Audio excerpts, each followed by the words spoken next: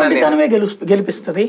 ఇప్పుడు అయ్యే కారణాల మీదనే గెలవగలిగినప్పుడు మిగతా చోట్ల ఇక్కడ మరి రాదా బేసిక్ గా.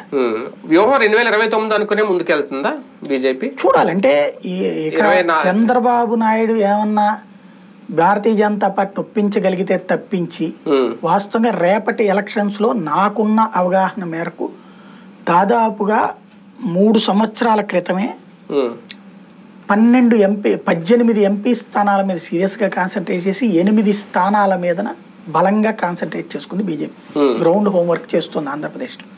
మెయిన్ ఎంపీ సీట్ల మీద కాన్సన్ట్రేట్ చేస్తుంది ఇప్పుడే ఈ ఎలక్షన్స్ కి. కాబట్టి ఇప్పుడు ఒకవేళ కనుక భారతీయ జనతా పార్టీ ఒంటరిగా ఉంటే దానికి అతిపెద్ద బెనిఫిట్ ఏంటంటే వైసీపీలో టికెట్లు రాని వాళ్ళకి అదే ఆల్టర్నేటివ్, టీడీపీ జనసేన పొత్తు వల్ల టికెట్లు రాని వాళ్ళకి అదే ఆల్టర్నేటివ్, ఇంకో దిక్కు లేదు. ప్లస్ పవర్ లో ఉన్నది సెంటర్ లో. కాబట్టి అందరిని ఇక్కడ చేర్చుకుంటే ఒక బలోపేతమైన తృతీయ శక్తిగా ఎదుగుతుంది. అంటే ప్రజలకు ఆల్టర్నేటివ్ గా కనిపించకపోయినా నాయకులకు ఆల్టర్నేటివ్ కనిపిస్తుంది. చాలు కదా దూరడానికి.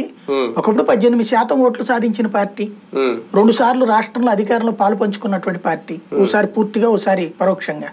కాబట్టి ఆల్టర్నేటివ్ అవకాశం ఉంది, అది ఉపయోగించుకోవచ్చుగా. అదే కదా. రైట్.